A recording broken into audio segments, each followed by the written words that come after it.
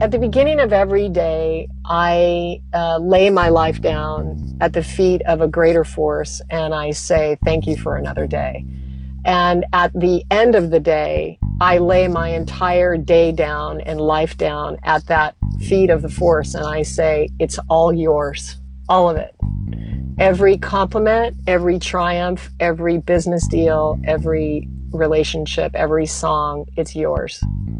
And so is the hate, and so is the mistake, and the thing I shouldn't have said, or the thing that didn't go the way I wanted it to. That all belongs to that source as well. So the more that we can be servants of something greater outside of ourselves, I think the more connected, the more meaningful, the more powerful, and the more impactful the life can be. That was Julie Piatt, and we're talking about the spiritual side of blogging on episode 54 of the Chopped podcast.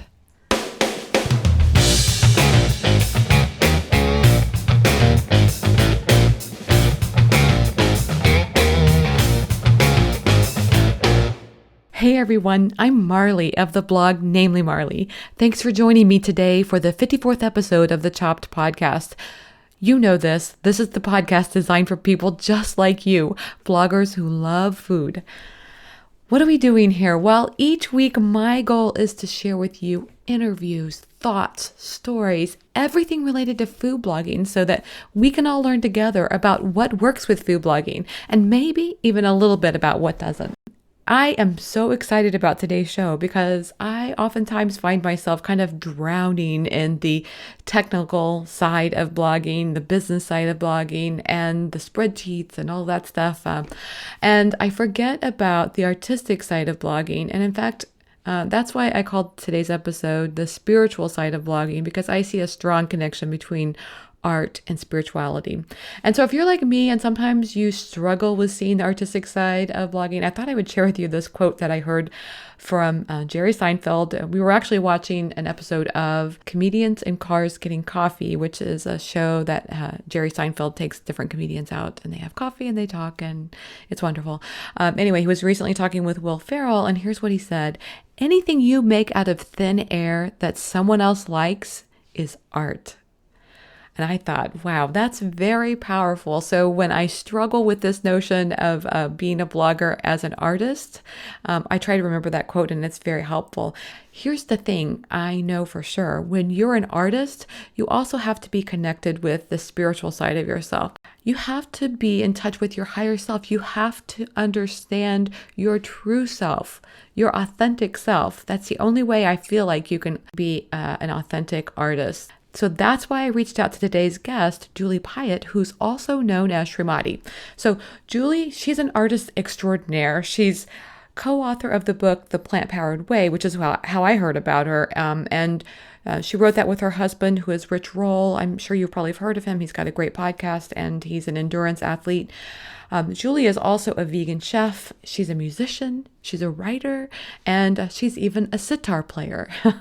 She's a mom, she's a wife, she's got all those other titles as well.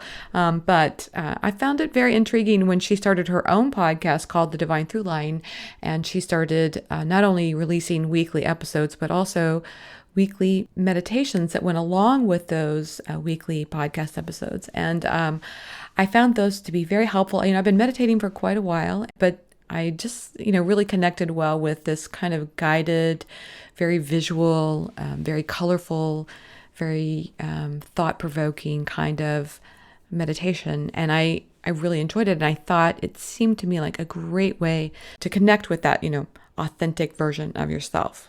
So if you're wondering how to tap into your divine creative authenticity, Julie has some wonderful tips to help get you started on that journey.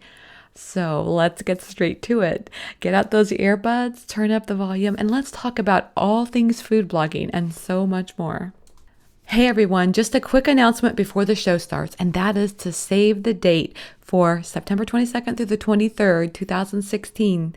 That is the next Chopped Conference event, and I am really looking forward to it. I'm also looking forward to sharing more details with you soon.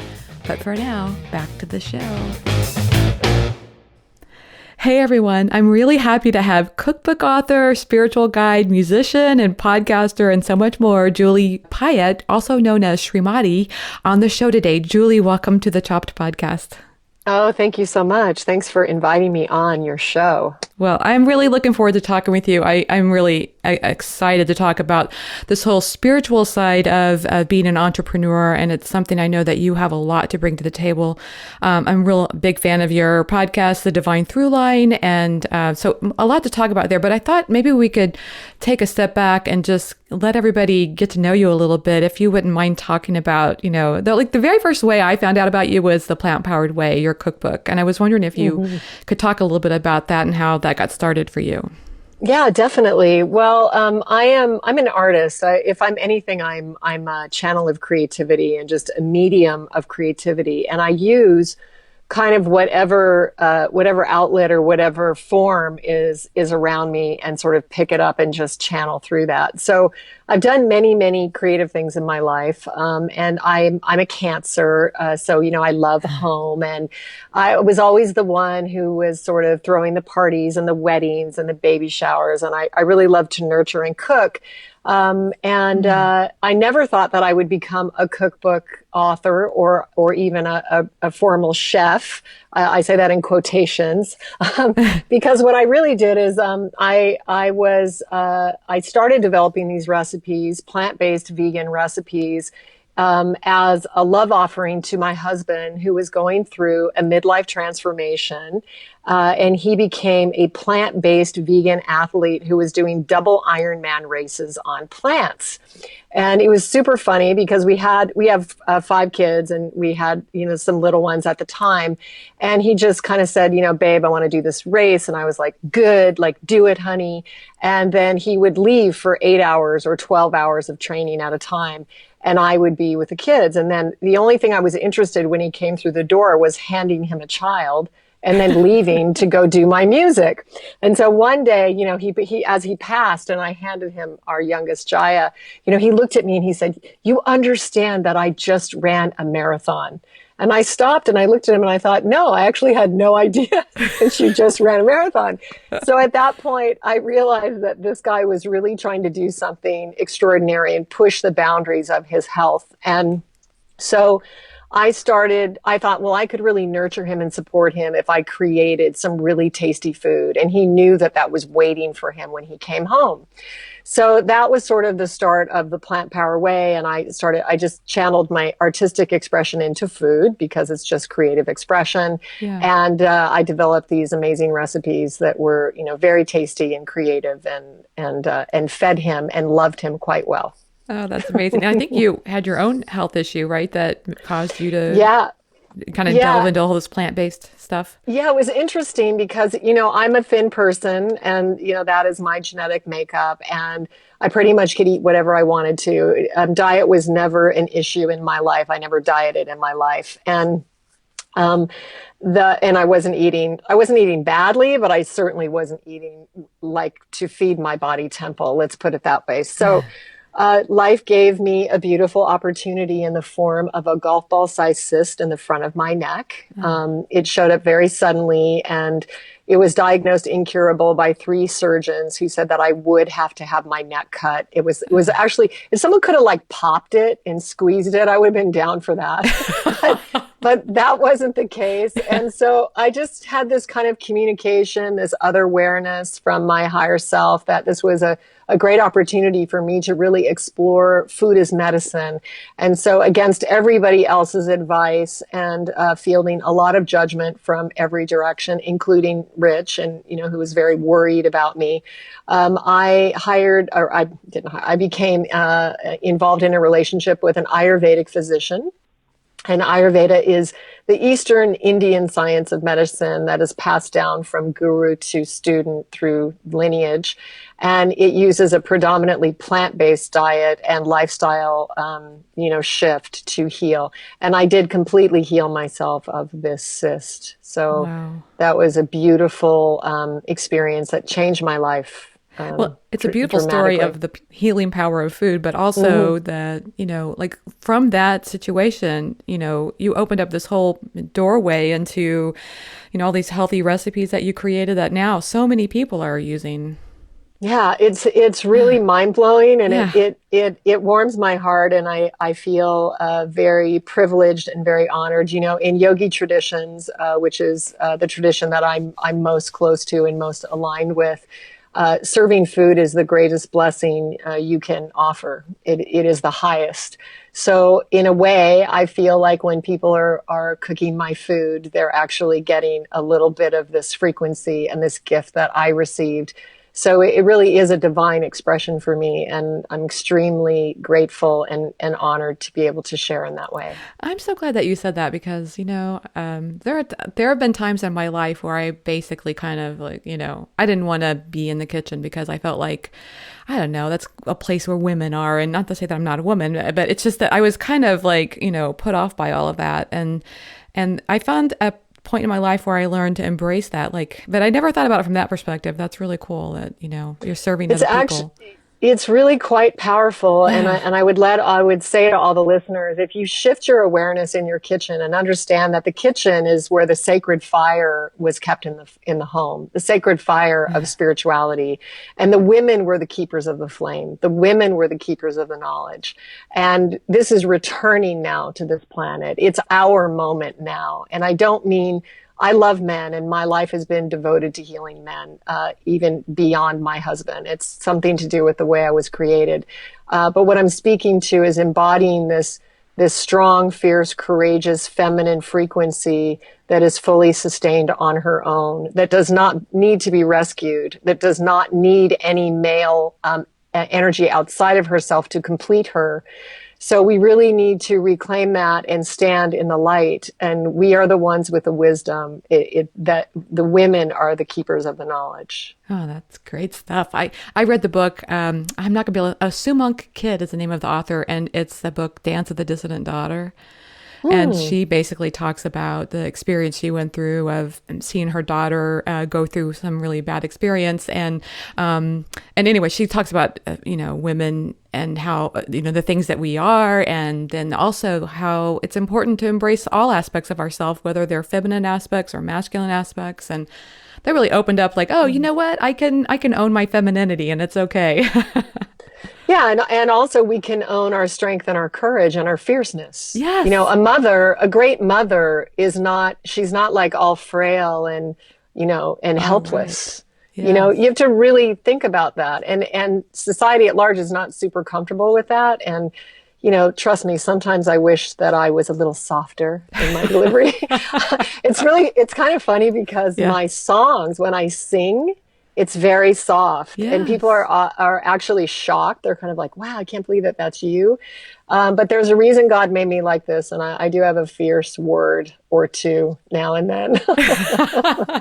You got to own it. Well, and actually, speaking of your word, that makes me think of another question, and that is, I first heard you speak on the Ritual podcast, which I know so many people listen to, and it's been heard of, by a lot of people that probably listen to this podcast too. And so, I heard you on his. He would have these Ask Me Anything, and oftentimes you would be on those, or maybe always, I don't know, but. I remember thinking then, this woman needs her own podcast. Was it hard to decide to do that? Oh, thank you so much for that support and that recognition. It wasn't hard. I have to say that I really owe it all to Rich, because I didn't even know what a podcast was when he wanted to launch a podcast. I was like, who has time to listen to a podcast?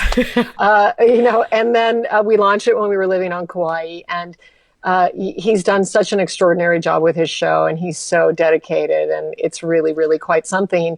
And what I've seen as a result of me being a guest on his show, when we travel around and we're promoting our book and we're speaking, when I see the people that have come out and the places that the podcast is reaching, it's blowing my mind. I mean, we had a couple who lives on a sailboat and sails around the world. They listen to our podcast whenever they come into port, and you just see all these people. I understand like a certain common demographic that would listen, but Yes. what really blows your mind is when someone in a remote village in Norway on an island is listening, and that there's a way of communicating through this medium. So, on Rich's show, I'm a little out of the box. So, Yes, you I are. kind of have to keep it, within a certain boundary, although I'm not very good. I'm not a good liar, actually. So I often say things that are kind of a little, Provocative. yeah, kind of provocative. But yeah, so I did definitely wanted to do my own show, and it was a matter of managing, my household and my community and all the projects that I'm working on and my music. And it actually happened very spontaneously. I was recording some sitar music, and my recording engineer was over, and he was in my meditation room. And he recorded me playing sitar and singing, and it just, the awareness hit me all at once. And I said, Brad, do you mind, turn on the mic? Can we record a pod? And he was like, yeah. And that's how it happened. It wasn't on the schedule. I didn't decide.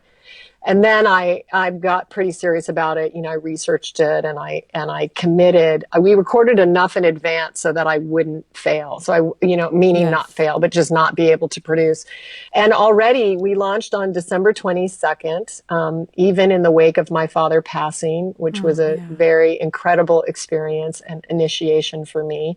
But yeah, I even launched then, and we're about a month in, and we just passed 40,000 downloads Wow, in 4 weeks. that's amazing. It's crazy. Yeah, it's really crazy. So, I mean, the thing that I'm inspired about is that these are spiritual topics, and these topics of self-empowerment and connecting to your divine blueprint and living your authentic life. But I mean, really, like with extreme faith, with reverence for all life, understanding yourself as a self-sustainable ecosystem, self-sourcing, not needing anyone else in that field. Those kind of subjects and those tools and healing techniques and meditations and things that I have learned over 30 years or even longer. I'm 53 now. I've been on the spiritual path as long as I can remember. So I guess I could even say 40 years. I've been studying this in Wow. different traditions. And so to be able to share this and just remind people that they are spiritual beings having a human experience, that this is not it. Your bank account is not it. And also be able to move and really be viable, and thriving in the modern world. To be able to share those things, that's what matters to me in my And life. I love that. And, it's such a great thing that you bring that up, how you started that, because, one of the questions I had that I'm trying to like be in the mind of somebody listening to this is, they're maybe thinking about doing something creative themselves. Maybe they want to start a blog, or they, want to write a book or whatever. I just find it interesting to find, like, how can you bring the spirituality of yourself into a decision like that can help kind of guide you? Well, I think the core of all of this is meditation and connecting with Mm. your higher self, with the expanded self, that is, sort of the ever present consciousness that is informing your life. And I think what happens is we incarnate into a body and we forget that connection, and we have everything externally focused. So we're Mm. looking out at everybody else, and then we look across the land and we say, "Oh, look at that person over there has a shiny red bike." And then we think, well, I want a shiny red Yeah. bike, but we really don't. We're just looking outside of ourselves. So all the answer is inside. It is inside your own heart. And that has to be accessed through meditation. If you commit to your first charge, your first order of business, to knowing yourself, then you can make decisions that are informed, that are not wasteful, that don't just create karma or a bunch of wrong action, because you could spend a lot of time going down a career path that's not in alignment with who you are. It's not how you were created. So again, I go back to meditation. And then once you have a feeling, and once you're connected and you're, eating a plant-based diet or eating a very clean diet, because that is the first step to accessing deeper levels, but you're also meditating, you're also communing with something outside of yourself, then what I do is I have vision. Like, I'm a big visionary. I'm really an entrepreneur. I see the very, very big picture. Yeah. And a lot of times it's frustrating for me because I'm waiting years for, reality to catch up with my picture. And I think we all can know that, divine timing is never our timing, right? Yes. We're like, please. But I think that, what I do is I get very creative and emotional about it. I see the vision in many colors, in smells, in sounds, in experiences. And I think the key to really manifesting powerfully is to identify and experience the emotions that you want in your life. It's a feeling tone that is going to manifest your vision more than anything that you can think in your head. So in other words, I think what I'm hearing you say is that I may be looking at that shiny red car that somebody else has and thinking that's what I want. But in reality, if I think about it, it's like the emotion of feeling confident in the work that I'm doing is really what I'm after. Maybe or maybe not. I guess my point is that you're looking at someone else's life, and your Yes. life has nothing to do with anyone else's life. Yes. So what I'm saying is we must know ourselves. If you don't know yourself, how do you know what to manifest or vision? But see, Julie, I think it's really hard to know yourself. Well, and that's why I get back to meditation, and it's funny because it is the key that will change your life. And there's thousands of techniques and many ways Yes. to do it. I mean, you're changing your child's diaper can be a meditation, if you're just present with it. So I really we always get back to this, even on the Ritual podcast. The same thing. We get back to this. It's really about meditation because you have to be able to connect with the inner messages of your heart. And your heart knows your deepest desires better than you know them yourself. And the universe wants to give it to you. It's just waiting to give you the life you were created to lead. But you have to step into that life. And the way to do that really, I think, is through meditation. And It is. I have actually been focusing a lot on being more mindful this year. And I read somebody who suggested taking a power pee, where you basically, if you don't do anything else, at least try to be in tune with yourself at that few moments that you're in the bathroom every day. That's funny. Yeah. But washing the dishes is another one. I try to watch the water just roll over my hands and just really That's be great. present in that moment. It's very good. It makes it feel like something of beauty rather than a chore, and I like that. Yeah, absolutely. And you can transform anything in your life into that feeling, into a meditative practice or into a divine experience by your Yeah. perspective. Right. Exactly. I wonder if sometimes people may be listening to this and think, well, oh yeah, that's Julie because she's got all this figured out because she's had such a great life. But it seems like you've been through some difficult times in your life too. I've had such a great life. I giggle, haha. I have had a great life, Yeah. but not a life for the weary. I haven't had. Yes. I've had a lot of intense experiences.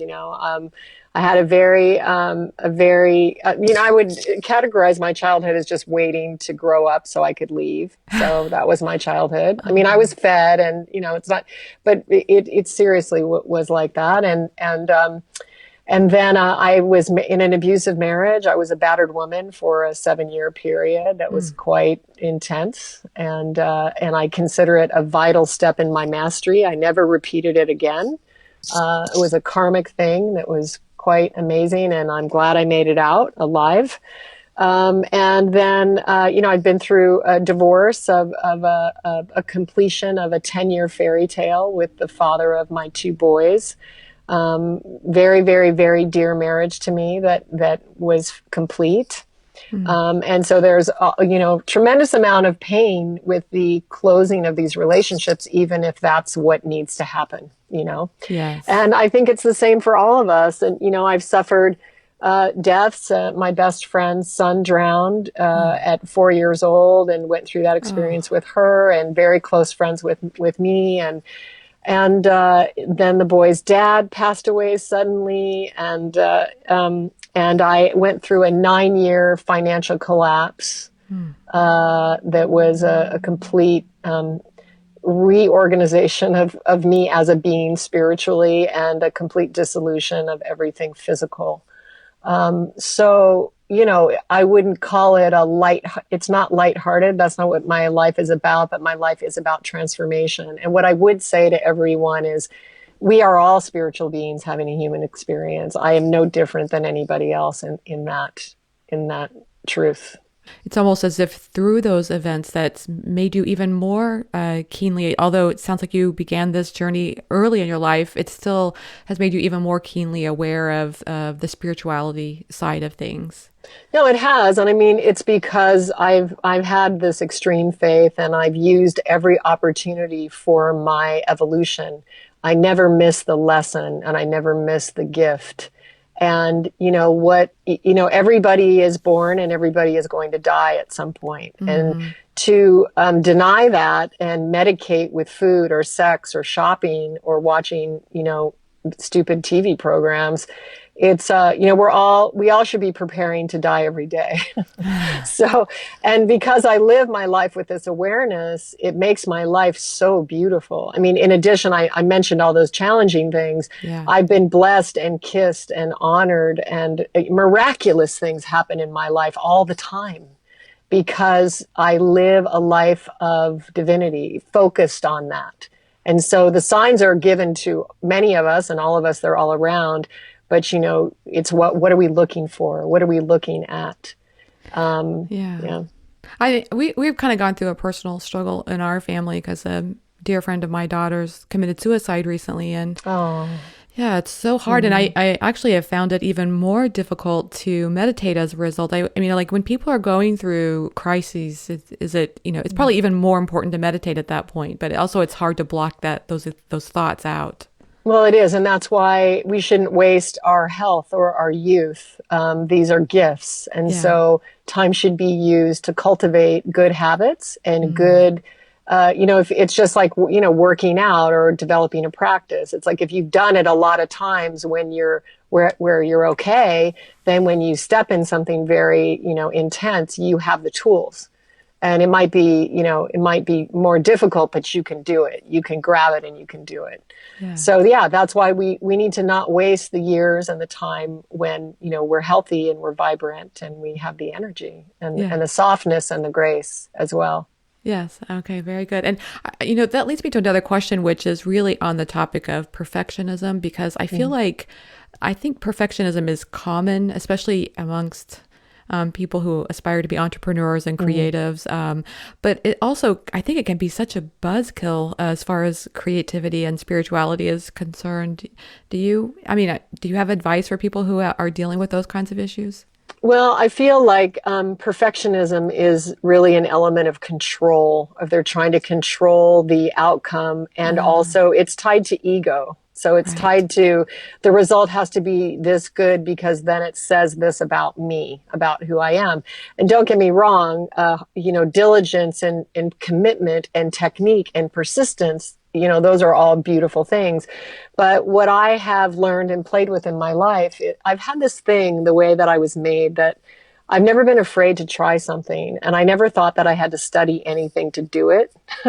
So that's kind of why I do say, if I'm anything, I'm a creative channel, because for instance, let me take my music, for instance. I was going through a dark night moment, a separation of a relationship, and I was very, very devastated. And I was meditating in the middle of the night to ease my pain and my suffering and release my heart. And I was crying quite a lot, and it was quite a moment for me. And suddenly, these songs started writing me. But I wasn't trying to write a song. So I grabbed some paper and kind of made some charts and marked some keys. And here, I'm not a musician. And I wrote, 2 whole albums this way through hearing in meditation these songs. Well, if you track my life back, when I was 6 years old, I wanted to sing. But I didn't sing. I instead went another direction. And then here I was in my 40s in the middle of a dark night crisis, meditating in the 4:30 in the morning, and these songs are writing me. Wow. Well, because I had no technique, I didn't question them. I just expressed them the way they were given to me. Yeah. And so it's kind of funny because, like, even one song that I wrote, it's called The New Earth. It's on I think it's on Mother of Mine, my first album. And I was laughing because I was like, I said to Rich, I was like, oh, shit, honey, I think I'm a folk singer. you know, because literally I had no language for it. So I kind of have this agreement with myself. I really try not to edit myself. I try not to get in the way of God, in the way of what God has coming through me. And the more that I can let go, the more effortless and the more beautiful it is, and the more that it touches other people. So my music, those two albums that I have were all channeled that way. And I'm actually learning to play sitar now and singing in these higher octaves, which I never have. And I am opening that channel to receive the next body of music that's going to come through. So perfectionism is keeping you from accessing all of your life force, all of that creativity that needs to come through. So, It's so beautiful, because I can see where you have a divine moment of inspiration and then this internal editor takes over and tries to recreate it, and it ends up not being as good as a result. Yeah, that's right. And I taught art, beginning art, to some preschoolers when my kids were really young, just volunteering. And I'd go in and I'd say, okay, we're going to sculpt a dog, and then I'd hold up. I would do a perfect one, and then, like perfectly, literally, and hold it up. And then I would say, okay, which one is better? And the kids would say the perfect one. And I would say, no, that is not correct. Both are valid. So in art, there is no right or wrong. It's how much emotion are you channeling, and how are you connecting, and how are you expressing, and how are you affecting the viewer. So I think we all were shut down at some point in our school because somebody told us we either didn't sing pretty enough, or we were off key once. Everyone's been off key once. Yes. Or we didn't know how to draw something right. And one of the things that I'm really frustrated about in the standardized school system is that they teach art classes really to placate the parents' insecurities. So what they do is they go, okay, kids, we're going to do a project on starfish. And then the teachers spend all this time cutting out starfish in like a perfect shape. And then they give the kids some crappy plastic, whatever. And they say, okay, now stick this all on. And then they write the kid's name on the front of the art. And they go, here, parent, your child is enough because they decorated a perfect starfish. Oh my gosh. It's sick. It's really like, we as parents, we need to heal our imbalances. So we stop doing this to our kids. Where is the art in that? You know? Kids should be having paint and throwing it all over the place. And, as a mom with my girls, I got them very, very big canvases, like 4 by 8 feet, and gave them a lot of paint and a lot of grown-up tools and just let them go crazy. It's interesting that astrophysicist Neil deGrasse Tyson agrees with you, because I actually heard him talk about parenting, and he said the parents, when the kid spills something, they may be intrigued to see like what it looks like on the ground. What does that milk look like on the ground? And why did the Cheerios go over there? But the parent, just immediately erupts and like, oh my God, now we got to clean that up. And his point was to let the kids explore a little bit. Well, I unschooled my 2 youngest girls just to shock my friends and community. No, I did. I unschooled them. It was very, very hard for Rich because he's Stanford educated and almost blew his head off the top of his head. But he finally adapted, and this was just right for these girls. And if I have one mission with my kids, it's to preserve their self-esteem, and really to preserve the self-esteem of all of us, of everyone. Wow. And so whatever needs to happen for that, that's the first care. And in my house, nobody's allowed to make fun of anyone's voice, anyone's clothing choice, anyone's songs. Like, it's not allowed. So we laugh a lot, and there's a lot of humor, but it's never at anybody. Yeah, that's great. It's like that. It's like a spirit of respect for their choices. It's nice. Of course. Yeah. And just a nurturing and letting them, find their way, and in safety, and everybody starts somewhere. So of course, when you first start singing, it might not sound that good, or when you first start, expressing art, but you have to be able to be free and feel that that door is opened, Right. or you get shut down and you protect yourself. Of course you do. Yeah, exactly. Well, and your girls especially have a very good, strong mother figure in their life because another thing I was going to say that I really admire about you is that you don't, okay, so we hear all these experts who say things like, you need to pick something, you need to be very focused. That's how you're going to be successful. And yet, here you are. I mean, you're like a vegan chef. You're writing cookbooks. And I mean, I saw your Instagram account that you're dabbling in food photography now, and you're writing music. You're recording music. You've got CDs. You're a spiritual leader. And now you've got this podcast. It's like I feel so inspired by that you've just kind of blown blown the roof off of that whole concept, and I love that. Well, you're sweet. Thank you very much. I mean, again, it's the way that I was created. And I spent a large part of my life, especially with men telling me that I needed to focus on one thing. Yes. And that's just not the way that I am. And so finally, I had my Vedic chart read by this world-renowned astrologer named Chakrapani, and he's in his 80s. And one of the key things he was telling me is he was like, your creativity is like this. And he had his arms like open wide, and he's like, it's not vertical. It's not one thing. I was like, yes, I know. I'm aware of that. So, and my friend Byron Davis, who is an Olympic swimmer and a minister and also a homeschooling parent, he used a really great a word for it, or phrase, and he said, he was like, SriMati, you're just embracing your backslash. And I was like, I love that. So I'm like a yogi, like, on a web address. I'm like a yogi backslash entrepreneur, backslash, author, yeah. So I love it. it's, everybody's different. Again, I've just found out who I am, and it's taken me a lot longer to express these things because I was working on so many simultaneously.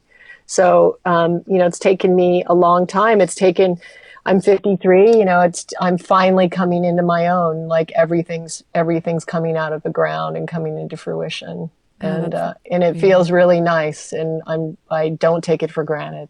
Not one moment. That's really cool. And, actually, it's interesting that you say that because my background is in business and I've read a lot of books on women and leadership. And basically, they say the same thing about women in corporations, that men, as the leader of a corporation, will have a tendency to lead the organization in a very targeted focus, whereas women have a tendency to lead an organization in, with like a multi-pronged approach where, you have these different areas of focus that are coming out. And then, you can pick whichever one the company needs to go in. It sounds a little bit like what you're saying is you're moving forward in a multi-pronged approach. Yeah, so I'll have to use that jargon. Yes. I don't even know what a prong is, but yeah. The next time somebody wants to shut me down, I'll say, no, I'm in a multi-pronged approach. I so love that. Yeah, that's really good. So, I was going to ask you about this, you have this humming meditation, which is probably one of my favorites, although I have to admit it took me a long time to want to try it. And I forced my husband's name is Sean, and like, Sean, go into the other room. I want you to put your earphones on, and I want to know that you can't hear me do this. But it's really amazing how I imagine this for somebody if they're like going through a creative lull or something like that meditation could be, very powerful for that. Yeah, I mean, I would say that's a step in my, it's called Jai Release. And it's a 30-minute program that I channeled many, many years ago. I actually didn't even edit it at all. So there was no marketing thought to it. But it's a very powerful meditation that transformed my life. And the reason is because I'm a mother of 5. There's everything going on. I have so much stuff going on. So how am I going to just sit down and meditate like on demand? Well, I discovered all these kind of meditation techniques that are moving meditation techniques. Some are shaking, some are laughing, but particularly maybe because I'm a musician or because sound is so powerful, I really resonated with this humming practice. So the meditation that I've channeled that's a part of this program is it's a humming that you direct the sound into your heart, which acts as a vibration which starts to clear the residue from your heart. This can help with depression. It can help with creativity. It can help with weight issues. And if you have any release while you're doing it, like if you cry or you have emotions, or I even have experienced an odor, just don't worry about it. It's just clearing out of your system. And when you get through that and the tears stop, then you will start to feel what your true signature is, what's really waiting there for you. And the other steps of the meditation, it's a 4-step process. So it's the humming, then it has a Ganapati mantra, which is a yogic mantra. It was the first song that wrote me. I heard the harmonies in the middle of the night, in the dawn, when I was meditating. And it's to Ganesh, which is the Indian deity, elephant deity, who's the remover of obstacles.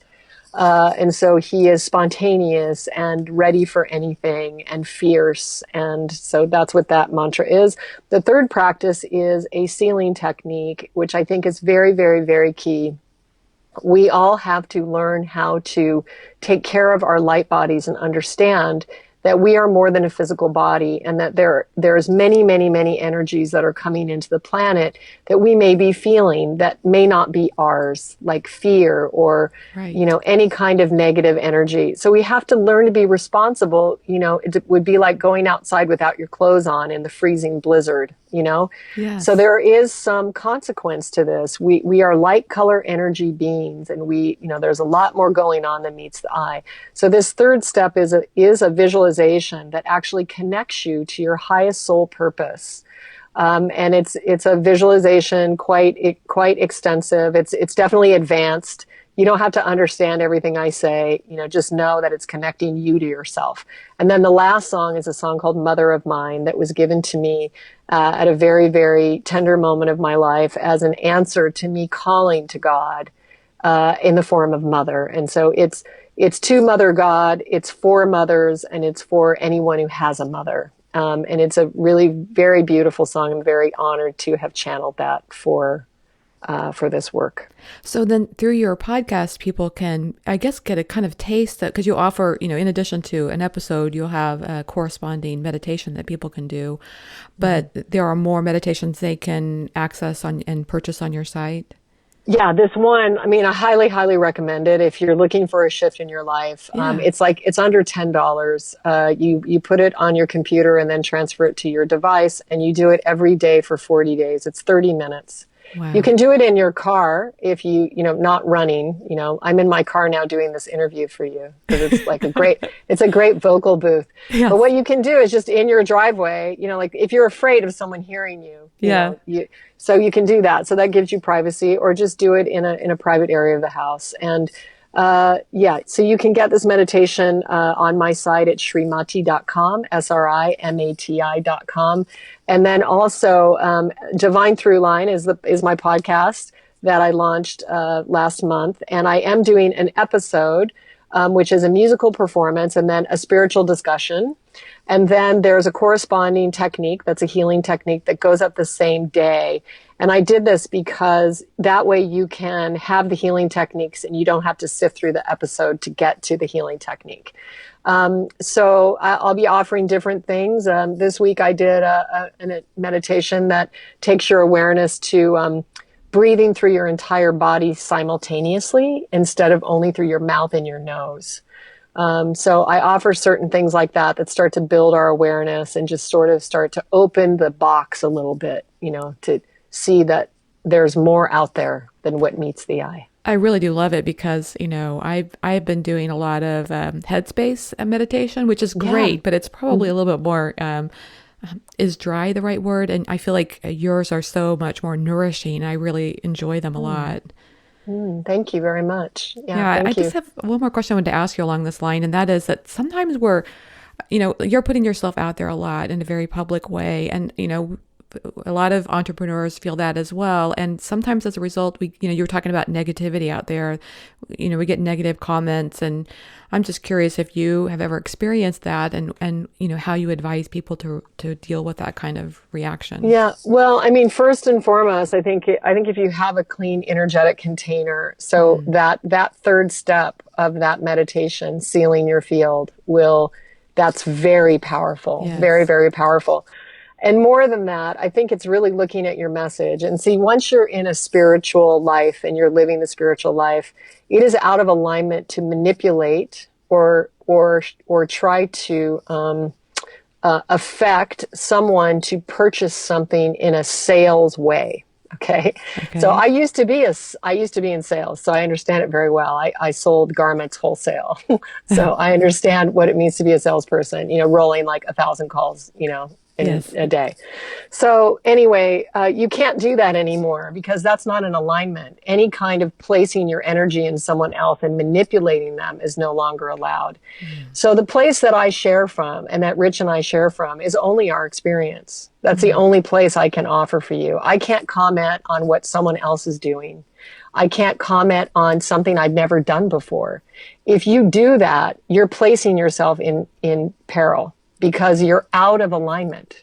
Yes. Now, that being said, there are haters in the world, and there is also when you're trying to do something that's higher vibration, it's almost like a test. You get tested by energies that come and try to disrupt and so again, I'm a human and I'm very sensitive. I don't read a lot of comments.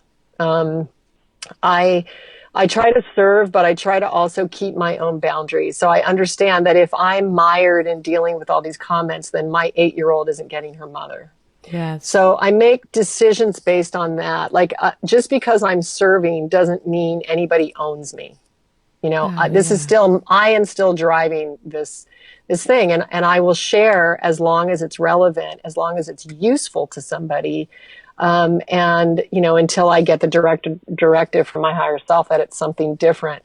And the other thing is understanding that what people say is really about them. It really has nothing to do about you.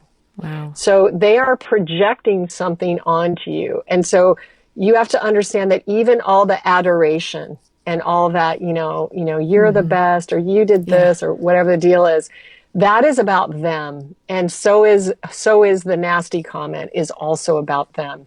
So at the beginning of every day, I lay my life down at the feet of a greater force, and I say, thank you for another day.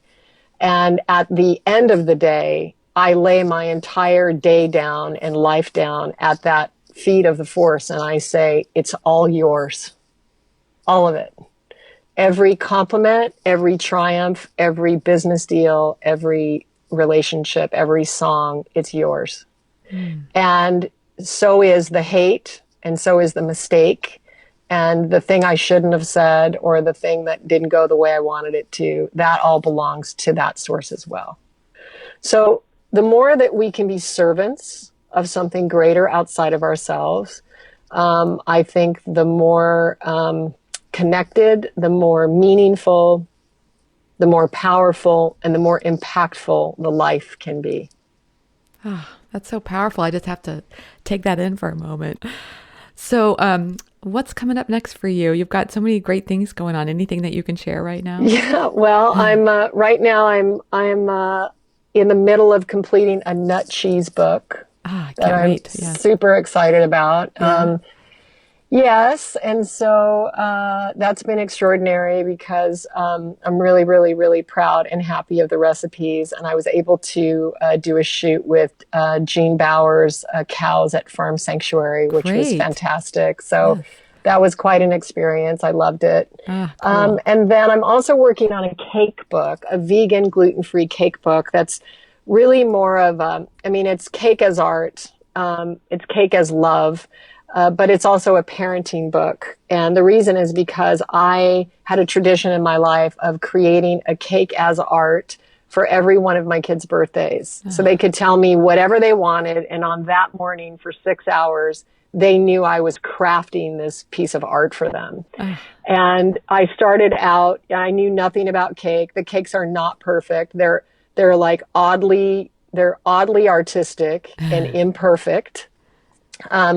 But it was a huge, huge tradition in our family, and it fruited a lot of beauty and a lot of love. And so I've wanted to share that my whole life. So I have to do that book. It's like the So, songs, it's writing you, huh? yeah, so I have to do that book. Then I'm also I'm halfway through my own memoir, so I'm writing my own life story, and Wow. that I actually been writing on that for a couple years and zeroing into a publisher and hope might be released 2017 Wow. probably. And then let's see, I'm playing sitar and working on that new channel form there. And then really exciting, Rich and I are doing our first retreat together, and we're going to this amazing villa in Italy that I used to produce yoga retreats at for 10 years. And we're taking 40 people there for a week of transformation to spend the entire week with the two of us. Oh And we're my both going to gosh. be teaching and training. So we haven't even announced that. You're the first person that I've even told, but we're going to be announcing it next week. And I'm Wow. very, very excited about that. It's a very special place. And I went to a friend of mine's 50th birthday party last week, and I was reminded that her best friend, they actually met on one of my trips. Ah. And now they have babies. And anyway, so yeah, it's really quite something. It's quite an amazing place. And we're excited about serving in that way. And then lastly, but not leastly, my commune and community is finally starting at my house. So I have 10 people, including my family, that live at my house, and they built a garden last week, and we've got a container art studios going in, and my son is raising a teepee with his girlfriend Hmm. next week. And we're all like everybody's digging trenches and working, and we're all plant based, and we're having spiritual meetings. And I don't have to cook every night. They're cooking out of the Plant Power Way. There's a schedule.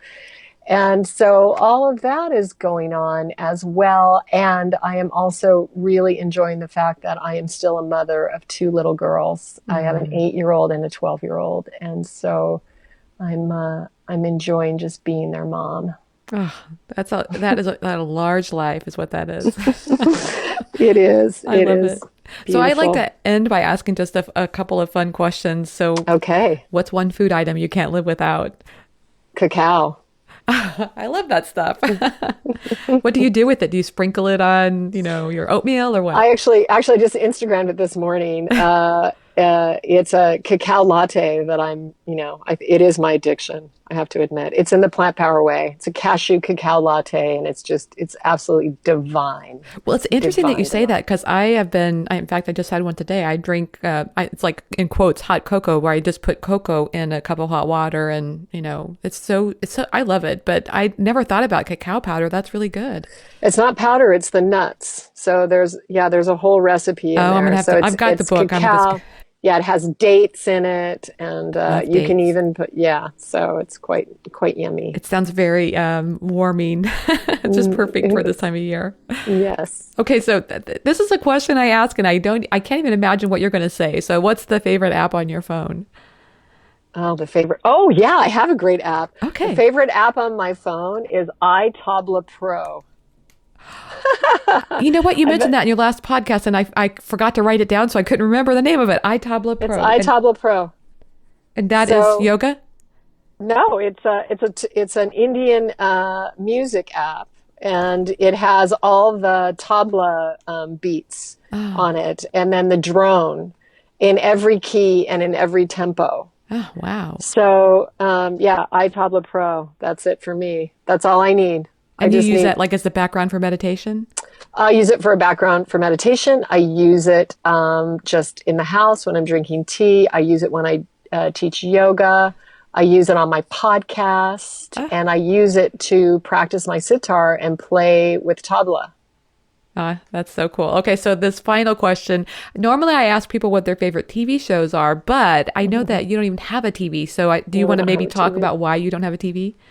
Yeah, well, I don't have a TV because it is a negative energy suck. First of all, 99% of the programming is useless and not anything that I would ever want me or anyone else to waste their time on. And there's so many channels that think of how much time you waste trying to find something to watch. and then think of what you could have done in that time. And so my life does not allow for it. Again, Rich was quite shocked and freaked out when I said the TV's leaving the house now. And actually, we did get some hate mail from somebody about when I said that the TV had to go. Really? Yeah, someone totally lost it about that, which I think is very cute and humorous. And I lovingly laughed because it just shows the ridiculous nature. It's like, you told me to get rid of my TV. You're crazy. But I will say we love movies and we love, artistic, things. So it's not, we see a lot of film and we see things online when we want to, but it's more directed for us. And I just even think, hearing that sound in the room is toxic. It's like an evil box. It's not doing anything helpful for anyone. I see. So you're very selective about what you watch. Yeah, I mean, I'll watch documentaries and I watch great films, and I'm not even, I'll even watch something that's violent if it has a purpose or it's a reflection of humanity that is real. You know what I mean? Like, I'm not in a bubble. I have young men that are in my band, my boys that are in their 20s, and we have a very artistic household. We just don't waste it with that endless box speaking that stuff. Like, you guys were involved with the creation of Cowspiracy, weren't you? Yeah, we were. Actually, it was after the fact. Rich is an executive producer on that film, and has helped promote it. But yeah, we were involved after the fact. But Rich and I made a little movie together when I watched we that. were just married. You did? Yes. Oh, cool. Very good. Awesome. It's called Down Dog. It's a satire about yoga in West LA. And we almost set it up with Matthew McConaughey's. We almost were going to make a movie, and then Surfer Dude came out, and then they decided not to do the movie. And instead, we went through a 9-year financial collapse instead of making the movie. And obviously, Matthew McConaughey made the right decision, because look at his amazing career right now. How incredible he is. Right. Yeah. Yeah. But, maybe more down the road for you, huh? Maybe you never know. Yes. Well, I'm just curious, how can people find you online? People can find me at SriMati, SriMati, and that's on Twitter and Instagram. I Instagram lots of food stuff and my music. So Instagram is a great place to follow me. Also, my website is the same name, SriMati.com, SriMati.com. Yes, and your podcast is Divine Throughline. Divine Throughline. You can subscribe on iTunes. Yes. Julie, thanks so much for taking the time to talk with me today. I had a wonderful time. Thank you, Marley. It was so great meeting you and sharing these precious, precious moments. So thanks so much. Thanks to Julie Piatt for being my guest on today's episode of the Chopped Podcast. Each week we do more than just share an interview via podcast. We also have a show notes page that we share with you at choppedpodcast.com. I encourage you to go there to see more about today's guest and a little bit more, about what happened during the interview today, like links and other pertinent information. I hope you're loving the Chopped Podcast. Every email I receive means so much, and the feedback that we get on Stitcher and iTunes and the reviews that you provide all means so much to us. So thank you so much for making that happen. You inspire me, so I hope today's show was helpful and inspirational to you as well. Thanks for listening, and have a great week.